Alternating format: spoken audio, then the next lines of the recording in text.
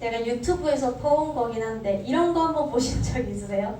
유튜브에서 이제 10분 투자해서 부업으로 돈 벌기, 퇴근 후 이렇게 저렇게 해서 조금씩 돈 얼마 벌기, 단기간 내에 주식, 코인 성공하기, 이런 거 보신 적 있으세요? 네. 아, 좋습니다. 아무도 안 보셨나봐요, 우리 선수님 빼고는. 저는 사실 제가 다 본 영상입니다. 다 제가 본 영상들이고요. 요즘 우리들에게 이런 이야기들이 들려오는 듯해요. 조금만 하면 돈 벌 수 있습니다 라는 이야기가 들려오는 듯해요. 반대로 이렇게도 얘기하더라고요. 대신 직장에서는 월급 받는 만큼만 일하십시오. 왜죠? 요즘은 성실하게 일하면 바보 되는 시대래요. 왜냐면 내가 원하는 미래를 위해서 퇴근 후에도 공부해야 될 에너지를 남겨놓으라는 거예요. 그래서 직장에서는 돈 주는 만큼만 일하고 퇴근하고 나서 나의 여가와 나의 삶과 나의 삶의 질을 높이는 공부를 해나가라. 다각면에 공부를 하고 부업을 만들어라. 요즘 말로 파이프라인이라고 하죠. 내가 돈을 벌어들일 수 있는 곳을 여러 군데를 마련해놔라, 이런 얘기를 한다고 해요. 왜 요즘 우리들에게 이런 얘기들이 찾아올까라는 생각을 곰곰이 해보면요. 저도 그래서 혹시 아세요? 저도 그래서 이제 굿즈 같은 거 만들어서 몇 개 팔아보고 했어요. 돈이 안 되더라고요, 그게. 근데 왜 요즘 이런 목소리가 우리들에게 들려올까요? 아마 제 생각엔 그래요. 우리가 지금 사는 이 시대가 안정성이 너무나 점점 떨어지는 불안한 시대 같아요. 그래서 미래에 대한 걱정, 노후 준비, 자녀 교육, 결혼 자금, 불안은 점점 늘어가죠. 자, 그런데 반대로 다른 사람들이 어떻게 사는지는 너무 잘 보이는 시대예요. 이 사람이 어떻게 내 집 마련을 했다더라. 이 사람이 어떻게 노후 준비를 마련을 해놨다더라. 이 사람이 어떻게 떼돈을 벌었다더라 라는 이야기를 너무 잘 볼 수 있고 접할 수 있고 쉽게 공부할 수 있는 시대가 지금 세대인 것 같아요. 그래서 우리가 이 두 가지가 막 복합적으로 섞여서요, 한 가지로는 부족하다, 살 길을 마련하자, 다른 사람들이 유망하다 하는 곳으로 나도 뛰어들어 보자, 파이프라인, 요즘 말로 이런 것들을 여러 군데 연결하는 거죠. 자, 우리가 살아가는 지금 이 시대는 참으로 불안과 걱정, 근심이 뒤섞인 시대를 살아가고 있어요. 오늘 우리에게, 이런 시대를 살아가는 우리에게 여전히 예수님께서 하나를 알려주고자 하십니다. 삶에 적용하는 한 가지의 원리를 말씀해 주시려고 해요. 바로 그리스도인, 제자는 이렇게 사는 거야 라는 삶의 원리입니다. 이 시간 저와 여러분이 오늘 본문 말씀을 통하여서요, 지금 여기에서 나와 함께 하시는 하나님을 붙들고 그 하나님과 함께 걸어가게 되기를 소망합니다. 아멘.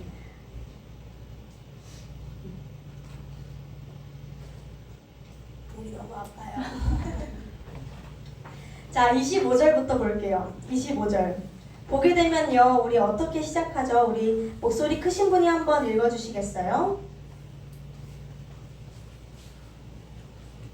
없나봐요. 제가 읽을게요.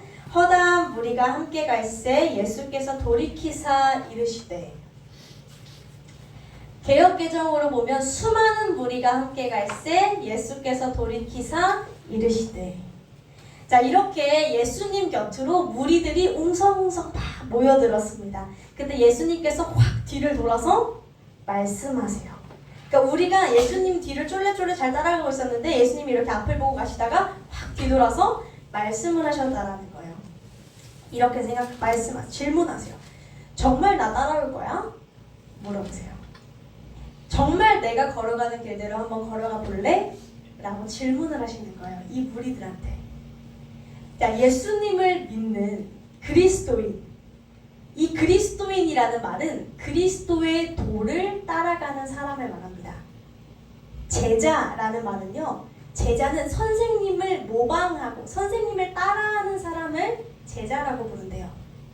다른 말로 우리 그리스도인, 우리 예수님의 제자되는 우리들은요, 예수님의 길을 따라 걷는 사람들, 예수님을 모방하고 닮아가기 위해 몸부림치는 사람들이라 할 수 있을 것 같아요.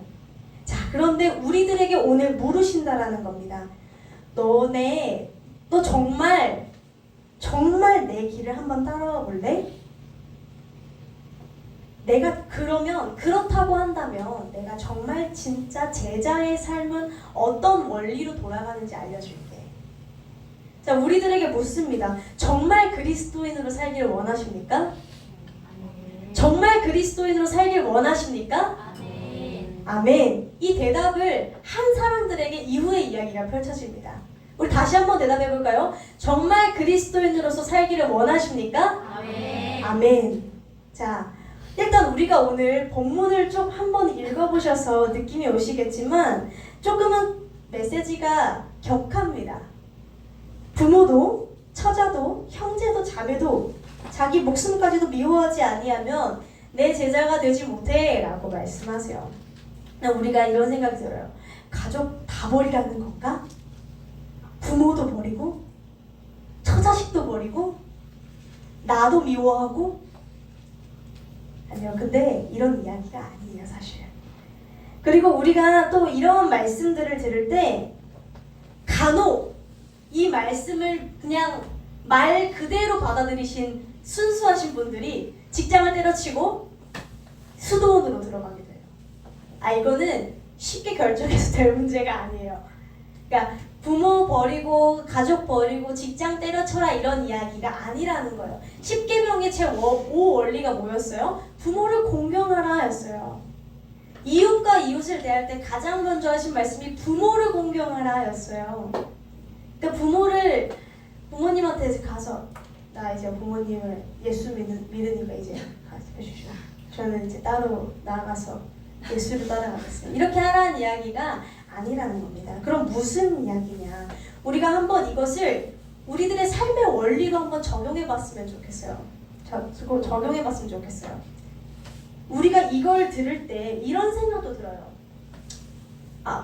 보통 목사님들이, 선교사님들이 이런 말씀 붙들고 가는 거 아닌가? 나랑은 조금 상관이 없는 이야기 아닌가? 뭐 굳이 내가 그렇게까지 할 필요는 없는 것 같은데 하는 마음도 들 것 같아요. 우리가 오늘 한번 원리를, 그 안에 있는 그 원리를 가져다가 우리들의 삶에 한번 적용시켜 보자고요. 첫 번째로는요, 첫 번째 원리는 우리 한번 큰 목소리로 읽어볼까요? 네. 시작! 버림, 조금만 해서 되는 것은 없다. 네. 버림입니다. 버림. 조금만 해서 되는 것은 없다라는 거예요. 자, 제자도의 1원리는 늘 항상 버림에서 시작합니다. 우리가 기억하고 생각해야 되는 것은요, 무슨 전제냐면요, 하나님은 한계가 없으세요. 그죠?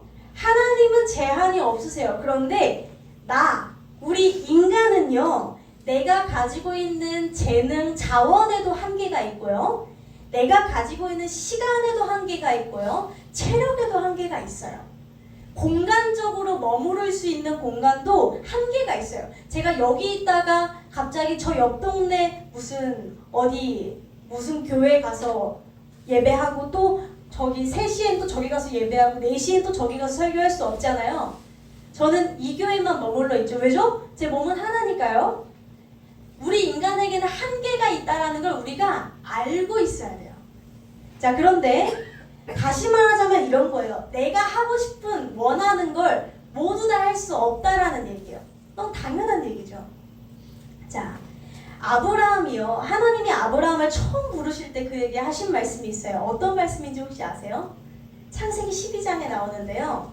1절에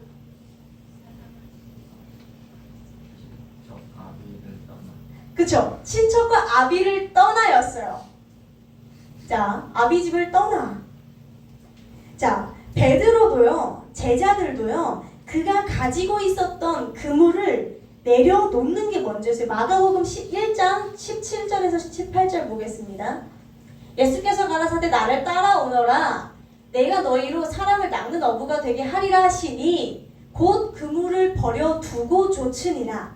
그러니까 제자가 되는 항상 첫 번째 원리는 버림에서 시작을 했다라는 거예요. 자, 우리가 도입부 초반에 이런 이야기를 했죠. 요즘 시대는 우리에게 자꾸 이런 말을 한다고요. 조금씩만 투자하면 10분만 투자하면 할 수 있습니다 라고 이야기를 한다고 했죠. 물론 틀린 말은 아니에요. 왜냐하면 제가 주식을 공부해본 건 아니지만 공부한 친구들, 공부한 사람들, 선배들의 이야기를 들어보면 10분 해서 10분 매매해서 수익을 올릴 수 있는 기법이 있어요. 그건 맞아요. 그리고 정말 퇴근 후 집에서 저렇게 할 수 있는 방법이 있을 수는 있어요. 자면서 돈 벌지는 않았을 거예요. 그런데 어쨌든 자는 순간에도 수익이 들어올 수 있게 할 수는 있어요. 그죠? 부업이라는 것이 할 수는 있는데요. 우리가 한번 곰곰이 생각해 볼게요. 정말 곰곰이. 저걸 조금씩만 해서 될 수 있을까요? 안 돼요. 절대 안 돼요. 조금씩만 해서 되는 건 절대 없어요. 며칠, 몇 시간, 얼마 조금 투자해서 되는 건 없다라는 거예요. 하물며 제가 이제 경험이 있으니까 스마트 스토어로 이제 사업을 다 벌였어요. 스마트 스토어로 쇼핑몰을 시작을 했어요. 좀 얼떨결에 한번 좋은 아이템으로 우리가 수익을 거뒀다고 생각을 해봅시다. 되네? 그럼 그게 끝인가요? 아니죠. 다음 아이템을 찾아야죠. 왜 수익이 났고 왜 손실이 났는가 고민해야죠. 사람들이 무엇을 원하는가, 지금은 무엇을 원하고 앞으로는 무엇을 원할까 계속 공부해야죠. 이거 홍보는 어떻게 할 건가 계속 공부를 해야 된단 말이에요. 주식, 코인도 마찬가지예요. 그 10분 매매 기법은 있으나 그 주식, 코인이 성공하려면 어떻게 해야 돼요? 투자가 그게 끝이 아니죠. 이게 왜 수익이 났고 이게 왜 손실이 났는지, 이 수익을 어떻게 지킬지 그 주식, 그 시장에 모든 걸 쏟아야 돼요. 계속 신문 보고 계속 경제 흐름 파악하고 온 시간을 쏟아야 된다라는 말이에요. 우리는요 뭘 알아야 되냐면 조금씩이란 건 절대 없어요. 부업이라고 하지만 그 부업이 성공하려면요 부업을 본업처럼 뛰어야 성공하는 거예요. 그죠? 자, 그런데 우리에게 뭐라 말한다고요? 그거 일단 해봐. 조금씩만 해봐. 요새 여기 시장이 유망하대. 여기가 레드오션이라 이쪽으로 뛰어들어야 된대. 얘기를 한단 말이에요. 자, 성경에서 온전히 예수님을 따르는 사람을 뭐라 부른다고요? 제자라고 부른다고요. 예수님이 제자를 부르실 때 한 가지 요구를 하시는데 바로 버림이에요. 버림. 제자는요 무엇을 고민하는 사람이냐면 나의 인생에서 무엇을 가지치기 해나갈지, 무엇을 버릴지를 고민하는 사람이라는 거예요. 다른 말로 표현하자면 이런 거죠. 제자는 아무리 사람들이 전망이 좋다 하고 유망하다고 해도 투자하지 말아야 할 것이 존재한다라는 겁니다. 제자는요 사람들이 이거 괜찮다 하면 다 뛰어드는 게 아니라요, 사람들이 여기 야 이렇게 한번 하면 좀 멋있대, 이렇게 하면 조금 괜찮대 하는 말에 그래? 그래? 다 여기저기 손 벌리고 이리 기웃 저리 기웃 해보는 사람이 아니라요, 제자는 버릴 건 쳐내고 버려내고 예수님이 나에게 허락하신 길을 찾아서 그 길로 뚝심 있게 걸어가는 사람이 제자, 예수님의 제자, 그 원리라는 겁니다.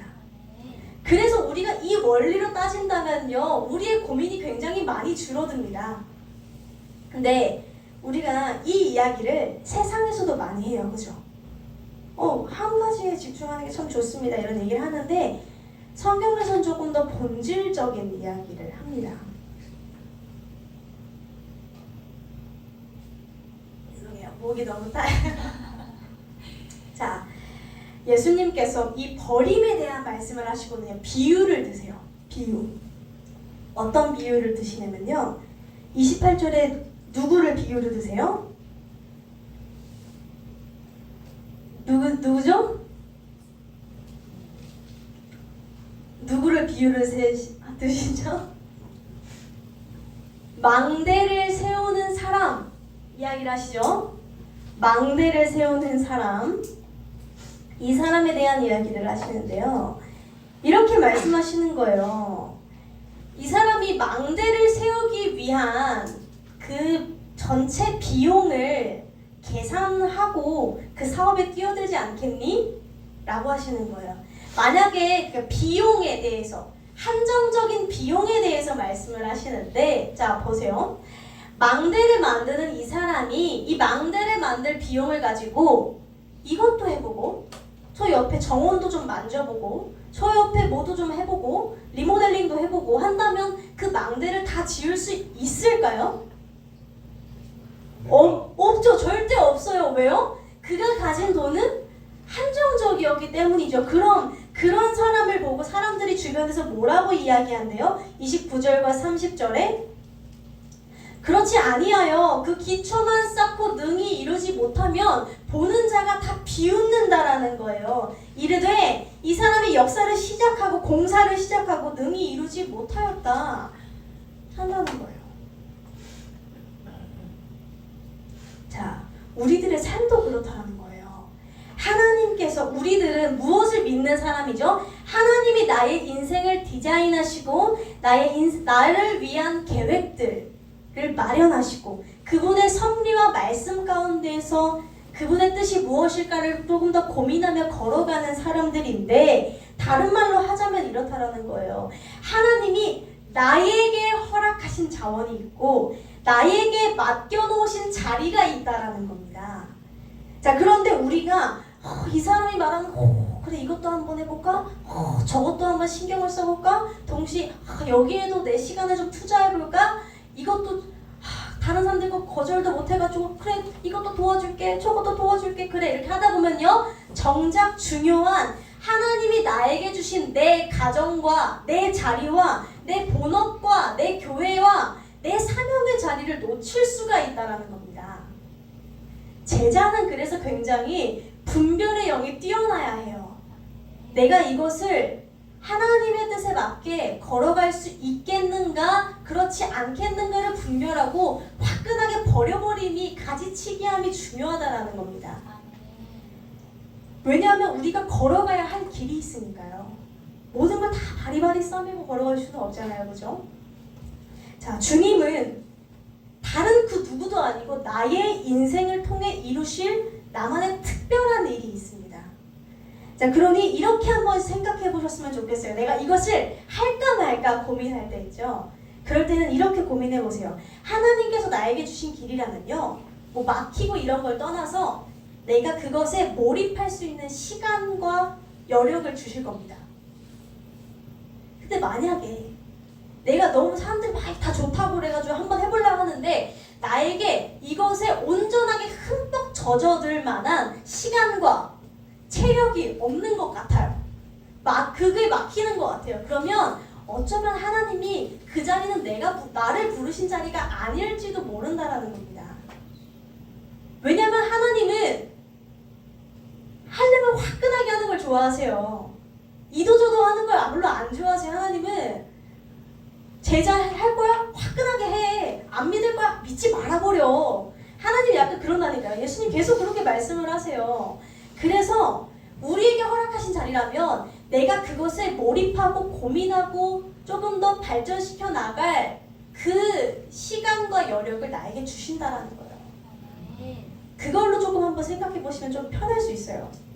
만약에 막으신다면 내가 있는 자리에서 파생적으로 생기는 다른 자리를 찾아보는 것도 지혜로운 방법이겠죠. 제가 이제 사역하는 친구들, 제 주변에 다 사역하잖아요, 그죠? 제 주변에는 아예 다른 쪽으로 빠지지 않는 이상 다 전도사를 지금 하고 있어요. 다 전도사인데, 저희가 가장 많이 하는 루트가 이래요. 특히 여자 사역자들은 지금 한국 교회에서 이렇게 자리를 잡기가 참 어려워요. 남자 사역자가 너무 많고 여자 사역자는 그에 비해 아직까지 인식이 많이 좋아지지 않아서 어려워서 대책을 하나 마련하는 거예요. 뭐냐면 유아교육 그 자격증을 따서 평일에는 유치원 선생님으로 주말에는 사역자로 살아가는 선배들이 굉장히 많았어요.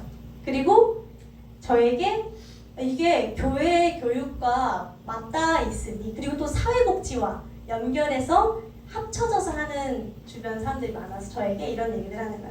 예지야, 복수 전공해. 야, 예지야, 너 이거 한번 자격증 따봐라. 공부해봐라. 근데 제가 귀가 별로잖아요. 그럴까? 제가 그래서 나연 선배한테 물어봤어요. 나연 선배님 할 거면 하고 알았어 이렇게 제가 이제 막 고민을 했어요. 그런데 고민을 하고 기도를 하는 중에 대화문이 붙었네요. 그래서 제가 또 기도를 했어요. 하나님, 아침 8시 반부터 6시까지 수업을 듣고 제가 나머지 시간에 그 공부를 하고 사역을 온전하게 할 수 있을까요? 했을 때 이 사역이 흔들리겠다라는 생각이 들었어요. 왜냐면 저는 일단 월화수목금 토일을 출근을 해야 되고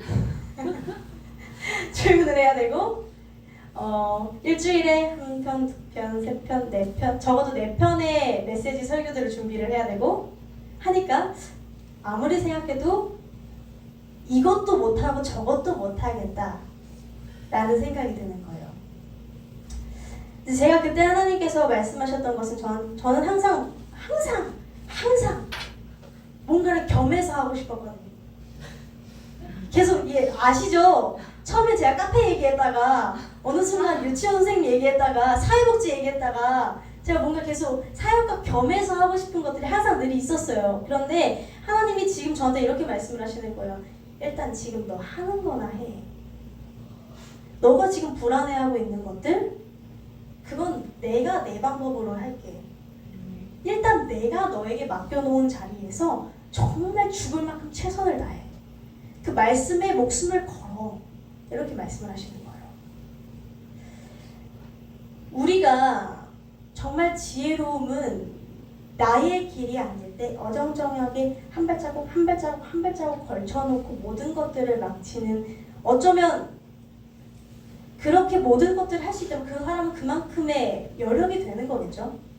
그러나 하나님이 보시기에 내가 그 자리가 아니라면 과감하게 발을 떼는 것도 제자의 원리일 것입니다. 두 번째로는 소유의 개념입니다. 소유. 확정. 우리 한번 읽어볼까요? 나에게 시작. 나에게 맡겨주신 자리에 책임을 지라. 소유의 관점이에요. 요즘은 우리가 소유하는 것보다 공유하고 대여하죠. 우리 싱싱이 내가 사나요? 네, 대여하죠. 차 사나요? 리스하죠. 우리 정수기 렌탈하죠. 집 임대 그냥 하죠. 지혜로워요. 지혜로운 시대예요. 자, 그런데 인생은 소유를 해야 돼요. 확정을 지어놔야 돼요. 우리가 걸어가는 인생과 길에서는요, 하나님이 나에게 소유하라고 맡겨주신 자리가 있다는 거예요. 자, 하나님의 말씀 속에서 우리가 잘 가지치기를 이렇게 해나가요. 그렇죠? 잘 가지치기를 해나가다 보면요, 우리가 이런 마음이 들 때가 있어요. 이곳은 하나님이 보내신 자리다. 이 사람은 하나님이 나에게 붙여주신 사람이다. 이 직장은 하나님이 나에게 보내주신 곳이다. 그런 말로 이루할 수 없는 그 확신이 들 때가 있습니다. 이 교회 자리도 항상 그런데 그래서 지금까지 우리가 여기에 머물러 있잖아요. 그죠? 목사님이 그 마음의 확신이 지금 아직 없어요. 자, 그런데 하나님이 우리들에게 주신 곳임을 인식하고 그 확정된 곳에서 나의 소유라는 걸 알고 책임을 다해야 된다는 거예요. 자, 창세기에서요, 아브라함이 와이프 사라가 죽었어요. 이 사라를 묻을 땅이 필요했었거든요. 땅이 필요한데 그래서 땅을 좀 알아보고 있었어요. 땅을 알아보고 있는데 저희 옆에서 어디 그 헷족속이라는 사람들이 와서 이렇게 말하는 거예요. 아브라함한테. 우리 땅, 내가 가지고 있는 땅이 있는데 빌려줄 테니까 무료로 좀 써. 이렇게 얘기를 했어요. 근데 아브라함이 뭐라 하는 줄 아세요? 아니야, 그 땅을 살게. 이렇게 이야기를 해요. 막 이걸 가지고 한 20절 가량을 막 아니야 빌렸어, 아니야 괜찮아, 아니야 빌렸어, 막 이렇게 이런 얘기들을 해요. 그러다가 23장 보면요 이렇게 이야기를 합니다. 아브라함이 상인이 통용하는 그 당시에 통용되었던 그 시세였던 은 400세겔을 달아서 그 땅을 샀다. 그리고 그 땅이 아브라함의 소유로서 확정된지라 라고 했어요. 자, 이 말씀은 무슨 뜻일까요? 우리 보고 땅을 사라는 얘기일까요? 우리 보고 시세에 맞춰서 부동산에 투자를 하고 땅을 사라 이런 얘기일까요? 그런 얘기는 아닌 것 같아요. 그렇죠? 그런 얘기는 아닌 것 같아요. 자, 하나님이 아브라함에게 약속하신 게 뭐였는지를 기억해야 되는데 하나님이 아브라함에게 땅을 약속하셨어요. 우리한테 그런 약속을 안 했어요. 그러니까 막 그렇게 그러니까 하나님이 이 말씀을 주셨어 이러고 하지 말고 그러니까 내가 고민해서 하시고 이 말씀은 상관이 없으니까 이 말씀에 맞추지 마시라고요. 그죠? 자, 하나님이 아브라함에게 그러니까 아브라함은 하나님이 나에게 땅을 주신다고 약속하셨어라는 확신이 있었다는 거예요. 그 확신을 붙들고 아브라함은 어떻게 했냐면요. 좋은 거잖아요. 무료로 빌려준다는데. 근데 그게 아니라 무료로 빌려주면 이 땅의 통제권은 누가 가지고 있어요? 이 해쪽 소에 가지고 있어요. 그죠? 근데 이 통제권을 내가 그냥 가져오겠다라는 거예요.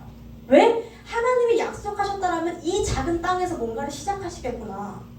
알았다라는 거예요. 그가. 확실히 내 소유로 여겼다라는 거예요. 자, 우리들의 인생에도요. 하나님이 나에게 보내신 사람, 이 확신이 뚜렷하게 붙들고 걸어가야 돼요. 왜냐면 요새 그런 얘기들이 있어요. 요새는 아니죠. 자, 저는요 이 교회가 제 교회라고 생각을 해요. 제 교회라고 생각을 해요. 그러니까 이 교회는 그러니까 제가 마음대로 할 겁니다. 이런 얘기가 아니에요. 우리 그런 말 하잖아요. 이 교회는 성도의 것도 아니고 목사의 것도 아니고 하나님의 것입니다. 그러니까 이 개념이 맞는데 제 교회처럼 사역을 해요. 왜냐하면 제가 가령 나는 여기 3년 있다 뜰 겁니다. 라는 생각을 가지고 있다면 여기에 온 힘을 다할 수 있을까요? 그럴 수 없어요. 여기 예산 다 쓰고 나가죠. 안 그런가요? 있을 때 확실하게 막 이렇게 막 땡겨 쓰고 이렇게 하고 막 뭔가를 하죠. 근데 제가 여기에서 어쨌든 평생 머무를 생각을 하기 때문에 내 교회야. 하나님이 나에게 맡겨주신 자리야. 라는 그 생각이 있기 때문에 최선을 다할 수 있겠죠. 자, 우리가요 결혼에 대한 얘기를 해볼게요. 요새 사람들이 동거를 왜 하나요? 왜 한다고 생각하세요? 결혼하기 싫어서. 그죠? 다른 말로 하면 책임지기 싫어서죠. 딸려오는 게 너무 많잖아요. 동거하면 너랑 나랑만 행복하게 지지고 볶고 살면 되는데 결혼하면 너네 가족도 신경 써야 돼. 너네 가족의 무슨 행사도 신경 써야 돼. 뭐 명절 때는 뭐 해야 돼. 뭐 부모님 뭐 해야 돼. 엮이고 싶지 않은 거예요. 엮이고 싶지 않다기보다 그렇게까지 피곤해지고 싶지 않은 거죠. 자, 그런데 실제로 동거에 대한 이야기들이 몇 년 전에 막 붐처럼 막 떴어요. 동거하는 게 지혜로운 겁니다. 우리 꿈꾸지 말고 동거 안 됩니다. 성경은 안 된답니다. 이렇게 얘기를 하는데 그런데 이제 생각해보면요. 그리고 지금 통계 결과가 나왔는데 동거를 한 커플이 동거를 하지 않은 커플보다 결혼 후 이혼 확률이 더 높대요. 왜 그럴까 생각해보면 이들의 마음속에 아님 마라 라는 생각이 있기 때문인 거예요. 같이 살아보고 일단 한번 살아보는데 안 맞아? 아니야. 피곤해. 안 맞아. 피곤해. 됐어 그러면. 하는 마음이 있었다라는 거예요. 자, 그런데 우리가 결혼에 대한 성경적인 관점은 어떠냐면요. 우리가 배우자 기도하실 때 우리 이런 기도 하나님 신앙이 좋은 사람 외모적인 거 뭐랄까요? 키는 그래도 저보다는 커야 되지 않겠습니까? 저 마음이 맞고 대화가 통하고 유머 코드가 맞고 다 제가 하던 기도예요. 자, 찬양할 때 은혜가 되는 사람 그런 사람을 주십시오. 이렇게 기도를 했어요. 자, 그런데 이 기도가 아예 틀렸다라고 할 수는 없지만 조금 더 제자의 스타일대로 바꿔보자면 이렇다라는 거예요. 제가 한 이 기도는 어떤 제 마음에서 올라온 기도예요? 하나님, 내 결혼 실패하고 싶지 않으니까, 나 손해보고 싶지 않으니까 한 번에 제대로 된 사람 주세요. 이 마음 아니에요? 나한테 완전 퍼즐처럼 딱 맞춰진 사람을 주세요. 이거 아니에요? 내가 원하는 이상형을 내놓으세요. 이거 아니에요? 내가 몇 마디 안 해도 대화가 잘 통하는 사람을 붙여달라고요. 내가 노력하겠다는 걸 안 하겠다라는 거예요. 이거. 이거 이 마음을 가지고 우리가 소개팅을 나가면 어때요? 탈락. 너 생긴 게 탈락. 너 말꼬리 잡는 탈락. 이렇게 사람을 쳐낸다라니까요. 하나님이 허락하신 결혼은 그렇지 않아요. 하나님이 허락하신 결혼은요, 내가 죽도록 달려나가고 깎여나가는 게 결혼이란 말이에요. 그래서 우리가 이런 기도를 조금 바꿔볼 필요가 있어요. 하나님이 보내신 사람이라면, 하나님이 나에게 맡겨주신 사람이라면 지금 이 사람이 변변치 못해도 책임지고 가겠습니다. 이게 있잖아. 그래서 하나님이 나에게 짝꿍을 알려줄 때 이런 사인이 있대요. 이 상대방의 단점이 너무 뚜렷하게 보이네요. 근데 사명이 마음에 든대요. 그런 자를 만나세요. 평생을 십자가로. 제가 아는 목사님 중에 굉장히 감동적인 사연이 있었어요. 목사님이 그때 당시 전도사님이죠. 그때 당시 전도사님이 연애를 하던 상대방이 시한부, 결혼 얘기가 막 오가던 중에 3년 남았다라는 시한부 경고를 받은 거예요. 진단을. 근데 그때 막 결혼이 오가고 있었는데 그 사람이 이제 기도를 했대요. 이제 여성분은 내가 시한부니까 결혼은 안 하는 걸로 이렇게 했는데, 그분이 기도를 하던 중에 하나님이 나에게 주신 사람이라면 해야 하는구나. 이 사람, 근데 우리 생각엔 제정신이 아니죠? 3년 후에 홀로 싱글이 되겠다라는 거잖아요. 사별을 하겠다는, 결혼을 했으면 사별인 거잖아요. 그죠?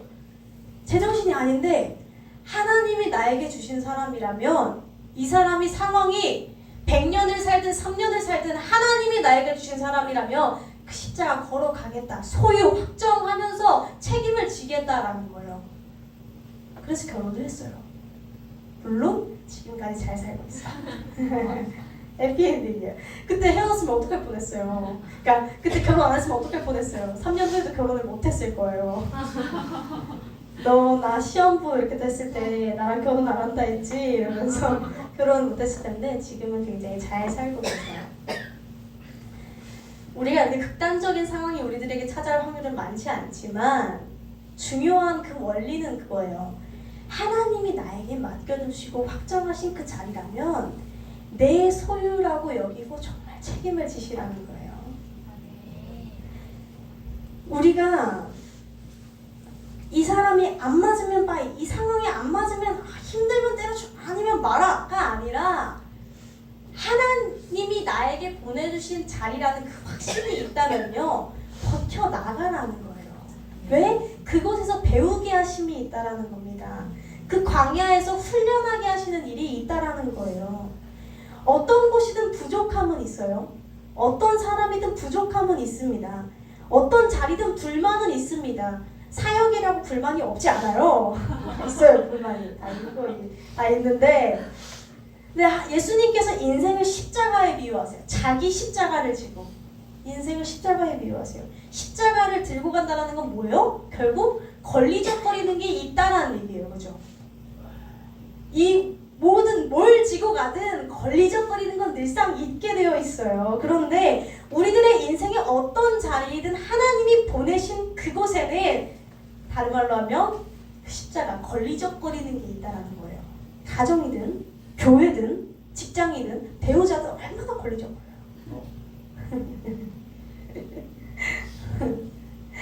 자, 그러나 이 확정하는 마음이 우리들에게 참 중요하다는 것이죠. 신앙생활도요, 확정이 중요해요. 우리가 하나님께 필요할 때 기도하는 것도 너무 좋아요. 필요할 때 기도하는 게 어디예요, 사실. 그죠? 필요할 때 무릎 꿇는 게 어디예요. 그런데 제자의 길은요, 필요할 때 예배드리고 필요할 때 기도하고 필요할 때 말씀 펼쳐가지고 막 어디 나오나 이렇게 보면서 나에게 주시는 말씀이 뭘까 이렇게 로또처럼 보는 게 아니라요, 확정한다라는 거예요. 내가 이 시간을, 자기 전의 시간을, 퇴근 후의 시간을 하나님께 묵상하는 시간으로 드리겠습니다. 점심 쉬는 시간을 하나님께 묵상하는 시간으로 드리겠습니다. 아침 시간을 하나님께 드리겠습니다. 주일을 하나님께 드리겠습니다. 확정하는 그 가운데 하나님은 그것이 내 소유로 확정됨을 알고 책임을 지고 걸어갈 때 하나님은 그 자리에서 일을 하신다는 겁니다. 사랑하는 성도 여러분, 하나님께서 우리 모두에게는요, 각자에게 그려놓으신 인생의 그림이 얼마나 다양하고 얼마나 다채롭고 다른지 몰라요.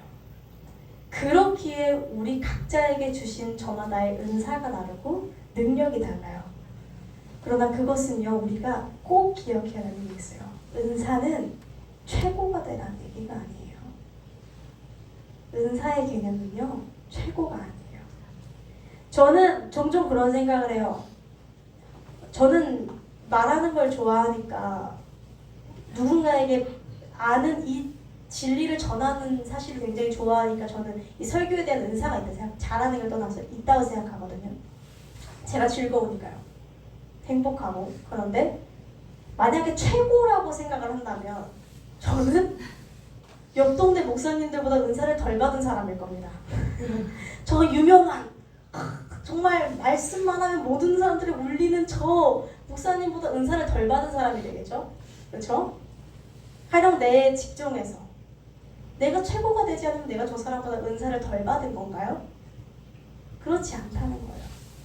은사는, 우리 말씀 읽어보세요. 은사는 늘상 위치, 직분, 위치, 자리로 연결돼요. 그렇다는 것은 하나님이 주시는 나의 능력과 은사는 높고 낮음이 아니라 나에게 배정될 필요한 적재적소의 자리가 있다는 거예요. 우리가 이 사실을 기억하셔야 돼요. 우리가 그 하나님의 인도하심을 따라 걷게 되기를 바라요. 우리 예수님이 십자가 지시고 죽으실 때 다 이루셨다 그랬어요. 다 이루셨다. 예수님이 그 당시 로마 시장 경제의 흐름을 분석해서 공부를 하셨으면 조금 더 많은 일들을 하실 수 있지 않았을까요? 그 당시 예수님이 좀 그리스어랑 라틴어를 배워가지고 옆 동네 나라로 선교를 가시면 조금 더 많은 것들을 하실 수 있지 않았을까요? 그런데 예수님은 일부를 하셨어요. 십자가를 지시는 한 가지의 일을 하셨다고요. 그런데 다 이루셨대요. 뭐예요? 예수님께 주어진 자리에 책임을 다하셨다는 거예요. 우리 이 자리에 책임을 다합시다. 하나님이 원하시는 뜻, 하나님이 나에게 허락하신 이 위치에서 나만 할 수 있는 그 일을 찾기를 바랍니다. 그 주시는 일을 꿈꾸며 그 길을 걸어가시길 바랍니다. 그것이 제자가 살아가는 원리입니다. 기도하겠습니다. 사랑의 하나님, 감사합니다. 주님, 이 시간 우리에게 누가복음의 말씀을 허락하시고 제자가 살아가는 방식에 대하여 나누게 하심에 감사합니다. 주님, 우리가 각자에게 허락하신 십자가를 붙들고 그것에 방해가 되는 수많은 것들은 버리며 또 하나님이 허락하시는 그 자리를 붙들며 담대히 걸어갈 수 있도록 허락하여 주옵소서. 두려움은 평안으로 바꾸시고 근심과 걱정은 기쁨으로 흘러넘치게 하시고 그렇게 주님이 허락하시는 그 꿈과 일에 최선을 다하며 예수 그리스도의 도를 드러낼 수 있게 허락하여 주옵소서. 예수님의 이름으로 기도드렸습니다. 아멘.